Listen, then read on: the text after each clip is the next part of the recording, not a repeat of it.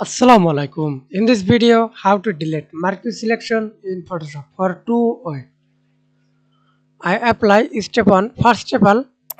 Unlock your image. Simply double click to this lock icon, then click OK. Then unlock image. Then select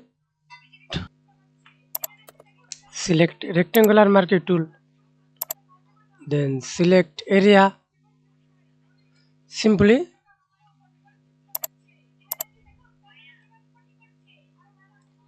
delete your keyboard. Press Ctrl D. Remove. And step 2 for the best way. Select,